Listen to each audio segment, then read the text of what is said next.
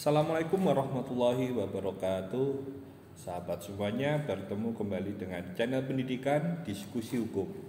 Di video kali ini saya akan membahas tema tentang hal yang memberatkan dan meringankan terdakwa. Langsung saja kita bahas. Keadaan yang memberatkan dan meringankan terdakwa ini haruslah dipertimbangkan oleh hakim pada saat menjatuhkan putusan pidana. Jika tidak dipenuhi, maka putusan tersebut bisa batal demi hukum.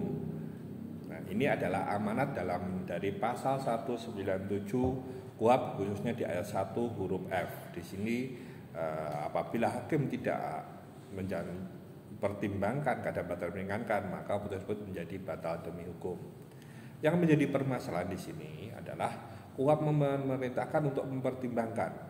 Tetapi di sini KUHP tidak menjelaskan apa yang dimaksud dengan keadaan memberatkan dan meringankan. Bagaimana standarisasinya, bagaimana aturannya, itu tidak jelas di dalam KUHP.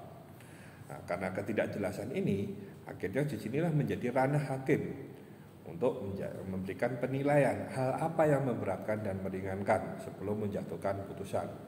Sehingga dalam setiap perkara bisa jadi hal yang memberatkan dan meringankan ini adalah berbeda karena kembali kepada diri terdakwa. Memang ada beberapa aturan perundang-undangan yang di situ menentukan terkait hal yang memberatkan, sehingga di sini membuat ancaman pidana tersebut harus dijatuhkan lebih tinggi.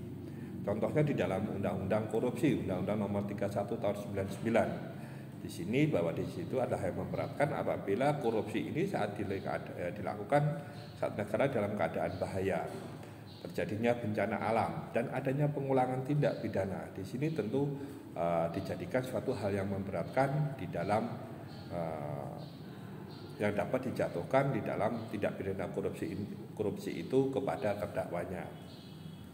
Ada di dalam KUHP, itu juga tindak pidana ada yang memberatkan, yaitu contohnya mungkin dalam tindak pidana pencurian di sini, yaitu tindak pidana pada saat bencana, sama seperti kalang badan bahaya tuh, dalam keadaan bencana, kebakaran, banjir, gempa bumi, gunung meletus, ya, kecelakaan.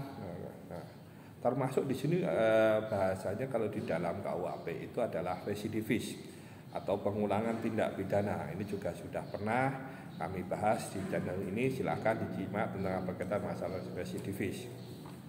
Nah, keadaan memberatkan ini juga dilihat dari dipertimbangkan hakim juga dalam akibat atau sifat tindak pidana itu sendiri. Bagaimana korban yang diderita dari suatu tindak pidana itu? Ya, apakah hanya satu orang, dua orang, atau malah korbannya sangat luas? Itu dari sifat tindak pidananya contohnya. Nah, kita juga lihat di sini dalam Undang-Undang tentang Kekuasaan Kehakiman, Undang-Undang Nomor 48 Tahun 2009, nah, di pasal 8 ayat 2 di situ disebutkan bahwa dalam mempertimbangkan berat ringannya pidana, jadi berat ringan pidana, hakim wajib memperhatikan sifat yang baik dan sifat yang jahat. Ini jadi wajib dipertimbangkan hal yang baik dan sifat yang jahat.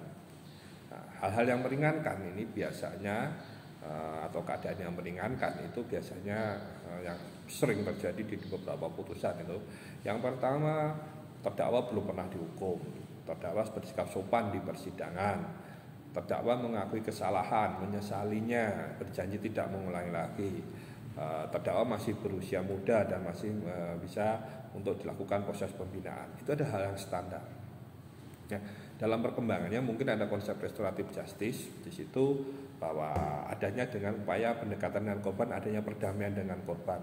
Nah, perdamaian dengan korban di sini tentu bisa ada yang kalau beberapa hal sudah bisa menghentikan penuntutan, tapi kalau tidak bisa menghentikan penuntutan, ini ada dijadikan sebagai pertimbangan hakim saat untuk menjatuhkan putusan, untuk memberat atau ringannya putusan. Ini juga dipertimbangkan dan ada atau tidaknya perdamaian dengan korban. Hal yang perlu kita ingat bahwa jika hakim menjatuhkan pidana maksimal, maka dalam pertimbangan hakim putusannya itu tidak mencantumkan atau tidak mempertimbangkan keadaan yang memberatkan dan meringankan. Jadi ketika hakim menjatuhkan putusan maksimal, di situ hakim tidak menemukan adanya hal yang memberatkan dan tidak ada menemukan hal yang meringankan pada diri terdakwa. Jadi kalau terdakwa hakim tidak menemukan hal yang meringankan, itu hakim menjatuhkan putusan pidananya adalah pidana maksimal. Itu adalah penjelasan dari kami, walaupun mungkin ada beberapa yang viral terkait masalah hal yang meringankan. Contohnya dibully di media sosial, itu kemarin ada yang menurut kabar itu ada sebagai hal yang meringankan, kinerjanya baik saat menjabat. Itu adalah sudah putusan dari majelis hakim. Saya hanya menghormati saja, tidak berkomentar lebih terhadap hal itu. Oke, itu tadi penjelasan dari kami. Jika ada hal yang mau didiskusikan atau permasalahan yang ingin diketahui, silakan disampaikan di kolom komentar.